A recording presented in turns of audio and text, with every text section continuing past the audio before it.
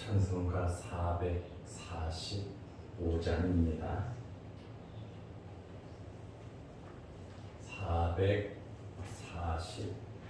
445장.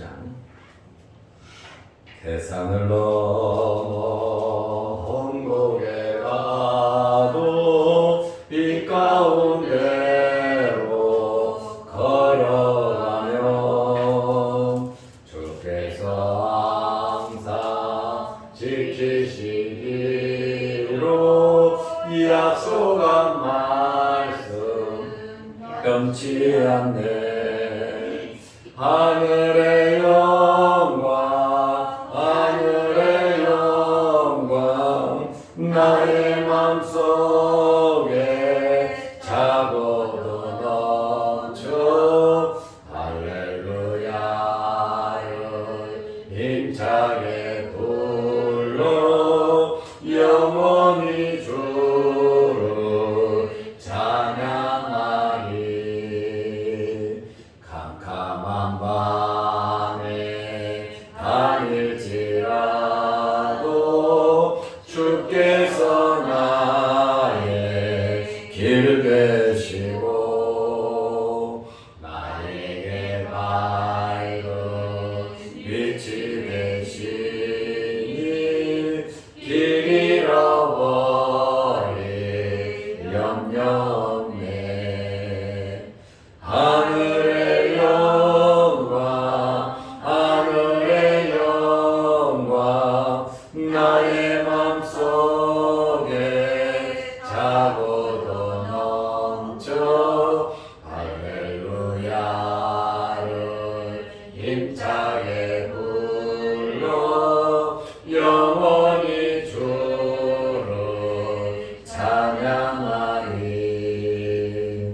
광명한 그 빛 마음에 와가 찬란한 천국 바라보고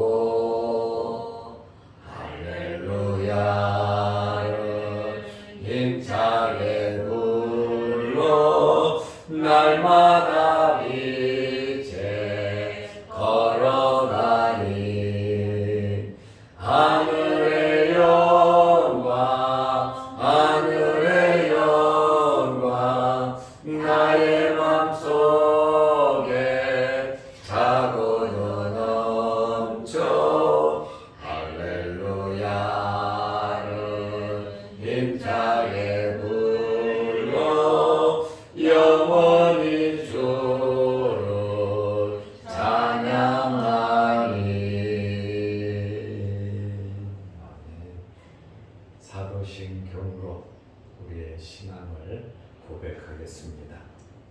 전능하사 천지를 만지신 하나님 아버지를 내가 믿사오며 그 외아들 우리 주 예수 그리스도를 믿사오니 이는 성령으로 잉태하사 동정녀 마리아에게 나시고 본디오 빌라도에게 고난을 받으사 십자가에 못 박혀 죽으시고 장사한 지 사흘 만에 죽은 자 가운데서 다시 살아나시며 하늘에 오르사 전능하신 하나님 우편에 앉아 계시다가 저리로서 산자와 죽은 자를 심판하러 오시리라.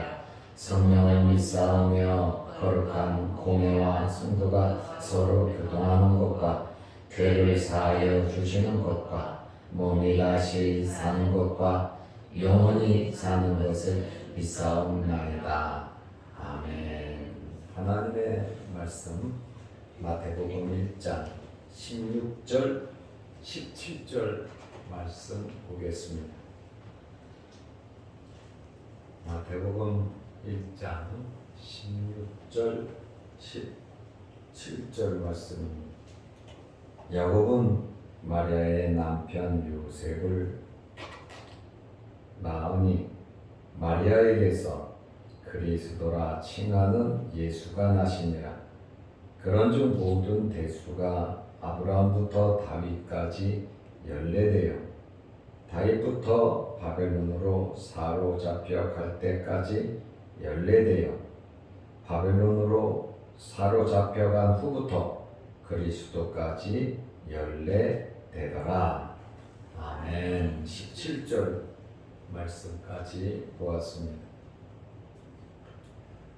우리가 마태복음 1장에서 그 예수님께서 태어나시는 족보에 대해서 말씀을 드렸습니다.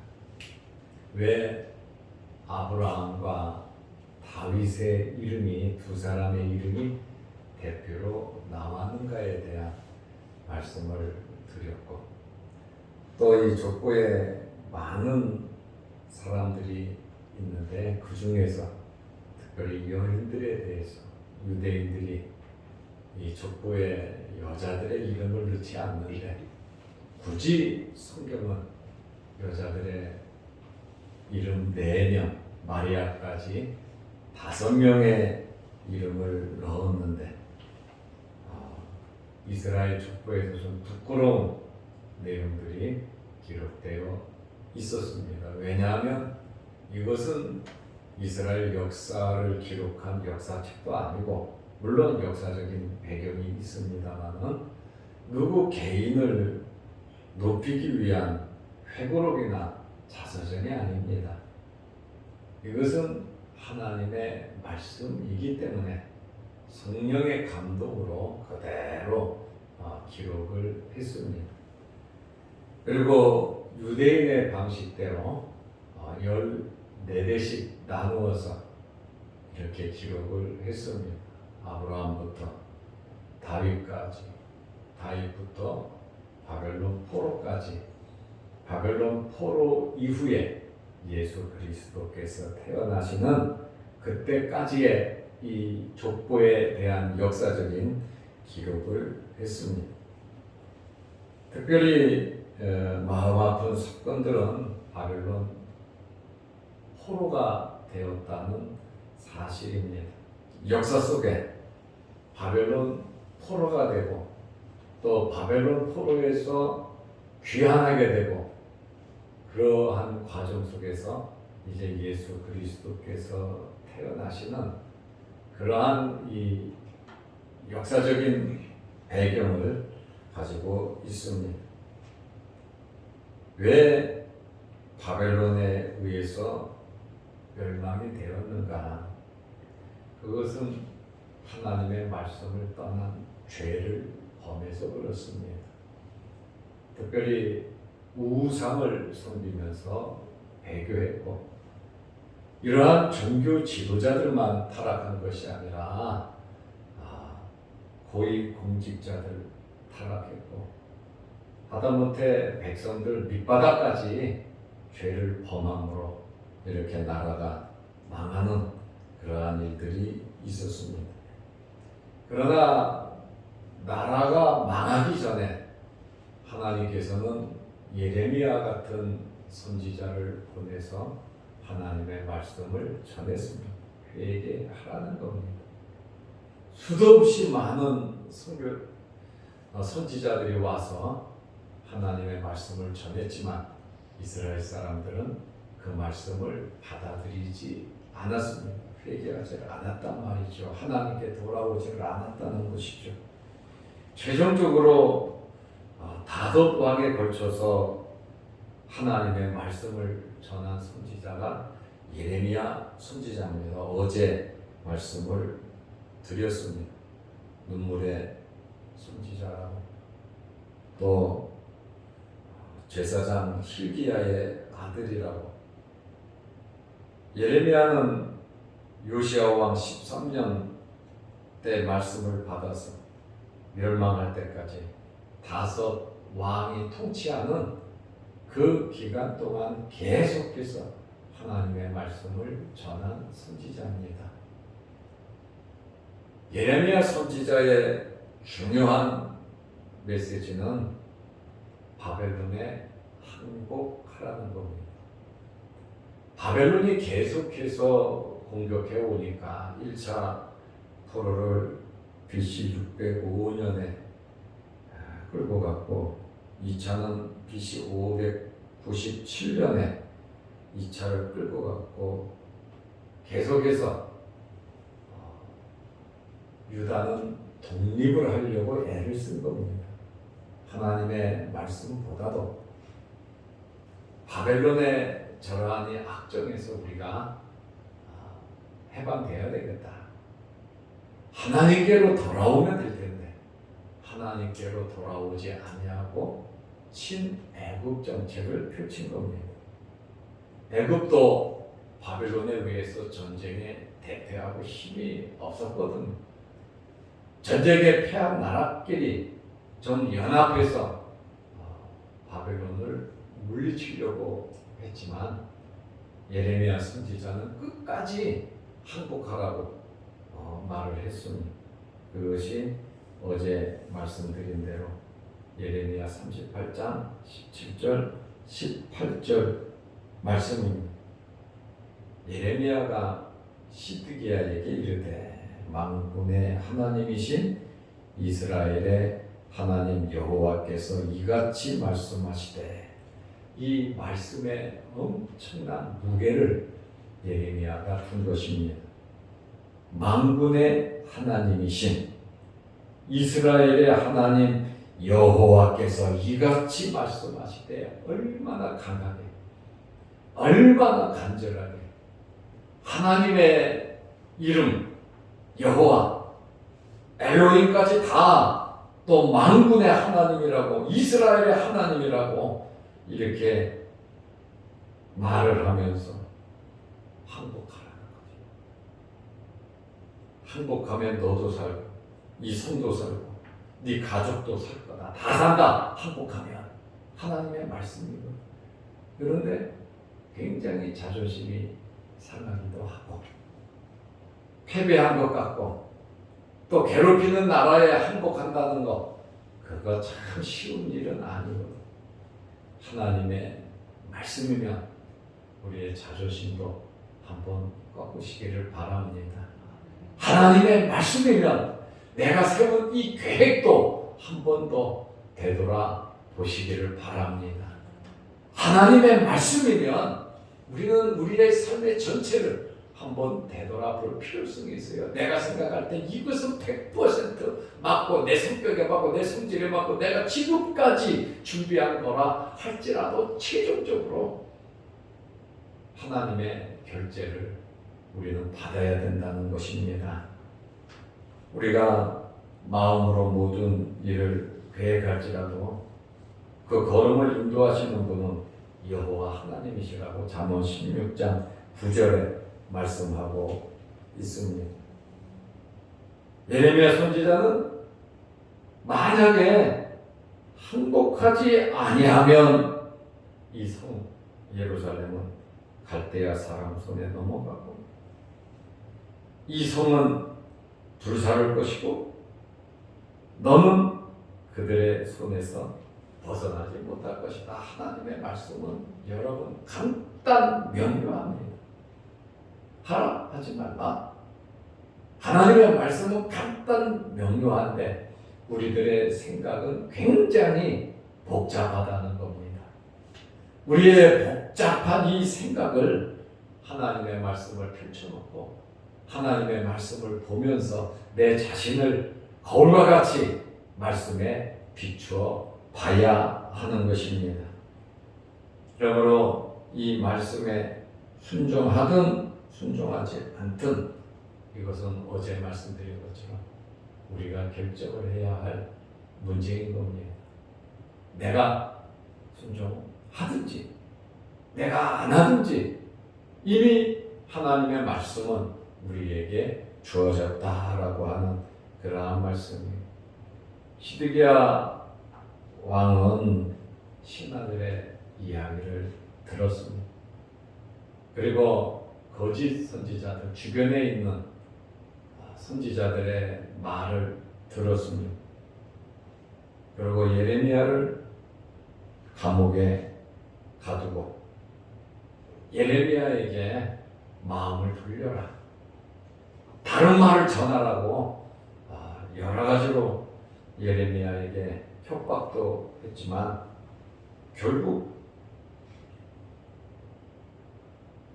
항복을 하지 아니하고 예루살렘은 멸망을 당했죠. 그런데 이 70년이 지나면 하나님께서 자유를 주신다는, 하나님께서 우리에게 손해가 되게 하시는 것 같지만, 우리의 자존심, 내 계획을 꺾어버리시는 것 같지만 결코 그렇지 않다는 거예요. 우리에게 좋은 것을 주시기 위해서 하나님께서는 움직이신다는 거예요. 우리는 이 족보를 보면서 역사를 주관하시는 분이 하나님이심을 알 수가 있습니다. 그리고 하나님께서 주권적으로 이 역사를 움직이신 것을 우리는 발견하게 됩니다. 그리고 이 역사는 하나님 백성 중심이란 말이에요. 구속사적인 그러한 의미로 하나님께서 예수 그리스도 중심으로 모든 역사를 이끌고 가시는 것을 발견하게 됩니다. 그러므로 우리 인류의 모든 역사의 초점은 예수 그리스도의 재림에 초점이 맞추어질 수밖에 없다고 하는 그러한 말씀입니다. 예레미야가 70년을 말했고 70년 후에 해방을 준다고 말씀을 하셨지만, 지금 이 세상도 예수 그리스도께서 재림한다고 하나님 앞으로 돌아오라고 하는 노아 시대처럼 회개하지 않고 듣지를 않습니다. 그래도 우리는 하나님의 말씀을 계속 전해야 하는 것입니다. 70년이 되니까 하나님께서 바벨론을 멸망시키십니다. 신흥 제국 바벨론이거든요. 느부갓네살 왕이 초대 왕이거든요. 그러나 그 아들 시대에 망한단 말입니다. 고레스에 의해서. 고레스는 조그마한 부족들을 다스리던 족장과 같은 사람이었어요. 족장과 같은 사람인데 고레스가 힘을 받아서 하나님께서 도와주시니까 이 부족들이 모여서 큰 나라를 이루었고, 그 조그마한 부족과 같은 이 족장이 바벨론을 무너뜨리는 놀라운 역사를 이루었다는 거예요. 하나님께서 해주시면 되는 겁니다. 우리 생각대로 먼저 막 포기하지 말고 하나님께서 역사하시고 된다라고 하는 믿음의 확신. 우리는 이러한 역사적인 이러한 사건들을 보면서 우리는 하나님의 역사를, 하나님의 주권을 인정하고 하나님의 능력을 믿고 살아야 하는 겁니다. 메대 바사왕 고레스가 왕이 돼서 제일 먼저 한 일이 뭔지 압니까? 스가랴 1장 1절 2절 어제 말씀드린 것처럼 바사왕 고레스 원년에 여호와께서 예레미야 입을 통하여 하신 말씀을 이루게 하시려고, 말씀을 이루게 하시려고 누가 역사하시느냐? 여호와께서 바사왕 고레스의 마음을 감동시키시네. 사람의 마음을 감동시키시는 분이 하나님이시고요. 우리 주변의 환경을 역사하시는 분이 하나님이세요. 요셉이 애굽의 총리가 될 수 있었던 그 환경을 한번 보세요.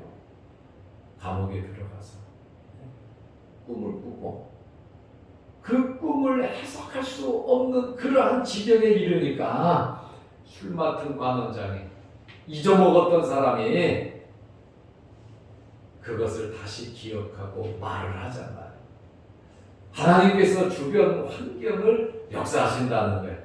그래서 우리의 주변 환경을 귀하게 우리는 봐야 되는 겁니다. 어려운 환경이든지 좋은 환경이든지 우리 주변 환경을 우리는 유심히 봐야 하는데, 하나님께서 바사왕 고레스의 마음을 감동시키시네. 그가 온 나라에 공포하고 조소도 내려, 공포도 하고 조소도 내린다고 하는 것은 완벽한 거거든요. 왕이 이렇게 공포하고 조소까지 내리는 일은 드문 일입니다. 왕의 권위로 말 한마디가 그냥 법이거든요. 그런데 공포도 하고 조소도 확실하게 조서를 내렸다고 하면 주변 나라가 다 알아야 되니까, 그렇지 않으면 주변에서 이스라엘을 가만두지 않는단 말이에요. 그러니까 왕이 공포도 하고 조소도 내려서 뭐라고 말했냐? 바사왕 고레스는 말하노니 하늘의 하나님 여호와께서 세상 모든 나라를 내게 주셨고 하나님께서 나에게 주셨다. 바사왕 고레스는 하나님을 믿는 사람이 아닙니다. 그러나 그가 하나님의 역사를 믿고 있다는 거예요. 하나님께 쓰임을 받는다는 거예요.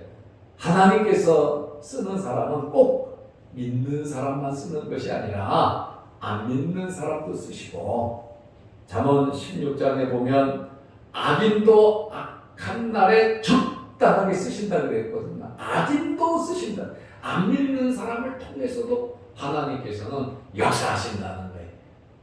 그러니까 여호와께서 세상 모든 나라를 내게 주셨고 나에게 명령하사 그랬죠.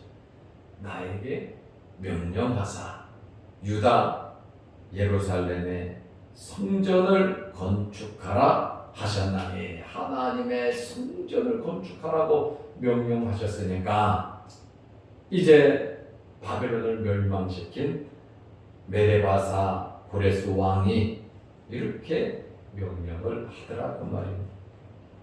우리는 이러한 이 환경을 보면서 70년이라고 하는 이것에 대해서 깊게 생각을 해야 합니다.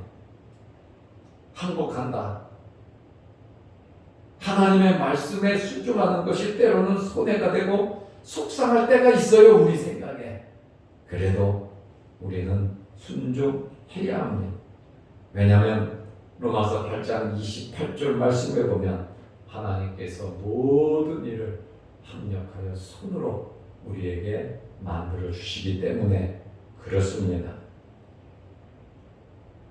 말씀에 순종하면 좀 힘들더라도 모든 것을 보존할 수 있고 백성들을 살릴 수가 있었는데 시드기야 왕이 거절을 했습니다. 결국 말씀에 불순종하여 모든 것을 잃었습니다.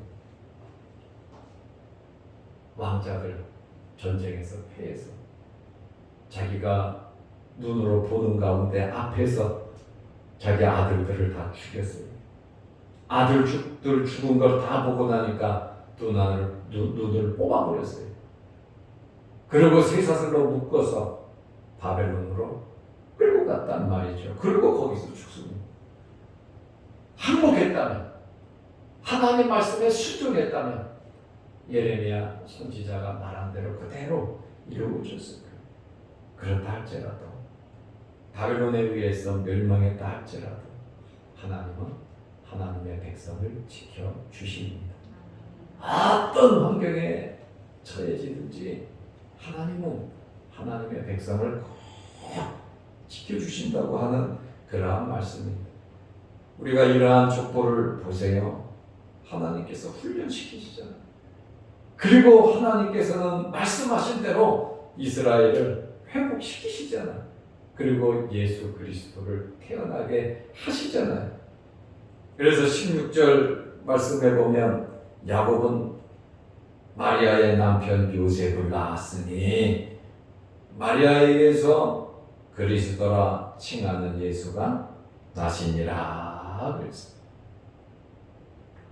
요셉이 예수를 낳았다 이렇게 말하지 않잖아요. 누가 낳았어요?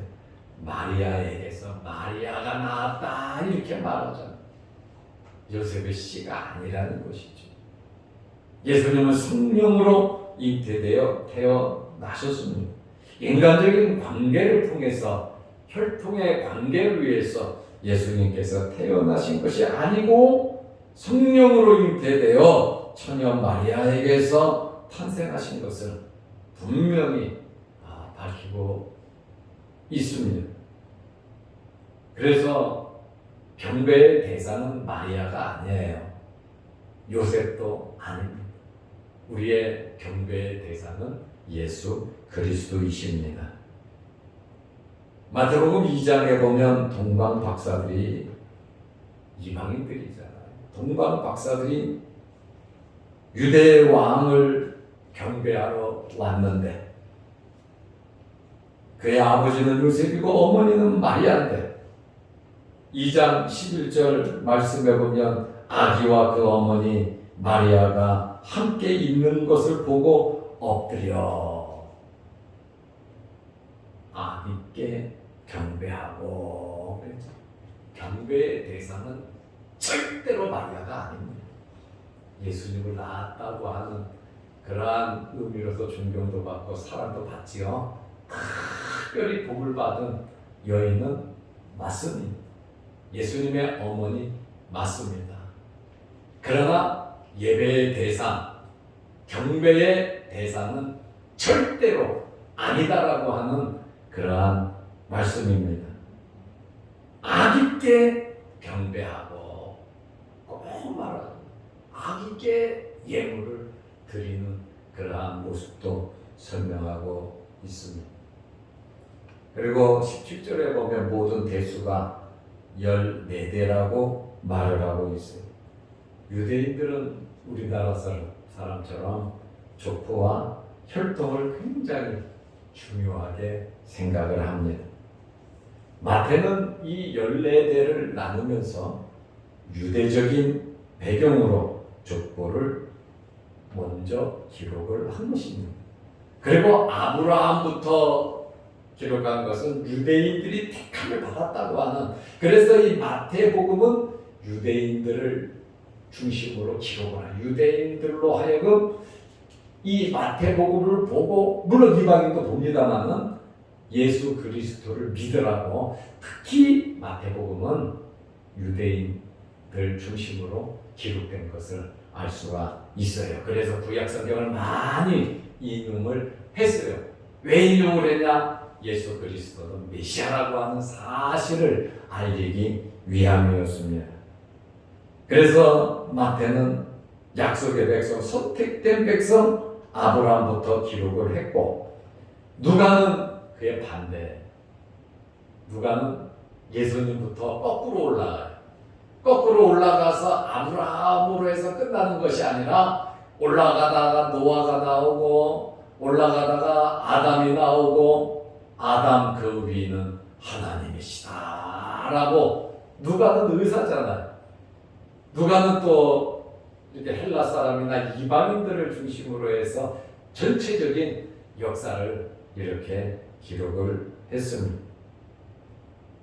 그리고 이 족보 14대를 보면 세대별로 나누지를 않았어요. 세대별로 탁탁 나눈 것이 아니고 인위적으로 분류해서 14대씩 나누었는데, 빠진 사람도 있고 들어간 사람도 있고 14대를 14대를 맞췄단 말입니다. 7의 배수, 7은 완전수잖아. 7이 2개, 13입니다. 그렇다 보니까 하나님의 신성과 완전을 상징하는 7의 배수로 14대씩 이렇게 나누었고, 이 족보를 기록한 목적은 무엇이냐? 예수 그리스도는 하나님의 아들, 예수 그리스도는 메시아다라고 하는 사실을 입증하려는 것입니다. 그리고 왕통적 기록으로 다윗의 자손으로서 예수 그리스도는 왕이시다. 다시 말하면 야곱이 예언한 이 왕의 홀, 유다의 자손을 통해서 왕의 홀이 그를 떠나지 않겠다, 영원한 왕이 태어날 것을 말한 바로 다윗의 이름을 기록하면서 유다 지파 다윗의 자손임을 밝히고 있습니다. 다윗과 같은 한 왕을 세운다 그랬거든요. 그래서 예수 그리스도는 다윗과 같은 왕이시다라고 하는 사실을 우리에게 보여주고 있습니다. 이제 우리가 이러한 족보에 대한 말씀을 보았는데, 언제 이러한 족보에 대한 내용을 우리가 보겠습니까? 항상 이러한 말씀을 가까이 하면서 말씀의 은혜가, 또 영적인 은혜가 여러분들에게 있으시기를 바랍니다. 기도하겠습니다. 하나님 아버지, 오늘 주말입니다. 내일 거룩한 주일 잘 예비하게 하시고, 또 오늘 이 새벽에 주의 전에 나와 머리 숙여 기도합니다. 하늘문 열리게 하시고 우리의 기도 제목마다 응답하여 주옵소서. 육신의 질병으로 어려움을 당하는 성도들 일일이 기억하여 주시고 아픈 부위마다 주의 흘리신 보혈로 어루만지셔서 깨끗하게 치료하여 주옵소서. 물질적으로 영적으로 건강적으로 어려움 당하지 않도록 하나님 도와주옵시고 코로나19 전염병이 우리에게 엄습하지 못하도록 하나님 눈동자와 같이 지켜 주옵소서. 예수님의 이름으로 기도드리옵나이다. 아멘. 하늘에 계신 우리 아버지여, 이름이 거룩히 여김을 받으시오며 나라의 마옵시며 뜻이 하늘에서 이룬 것 같이 땅에서도 이루어지이다. 오늘날 우리에게 일용할 양식을 주옵시고 우리가 우리에게 죄 지은 자를 사하여 준 것 같이 우리 죄를 사하여 주옵시고 우리를 시험에 들게 하지 마옵시고 다만 악에서 구하옵소서. 대개의 나라와 권세와 영광이 아버지께 영원히 싸움나이다. 아멘. 자유로 기도하시기 바랍니다.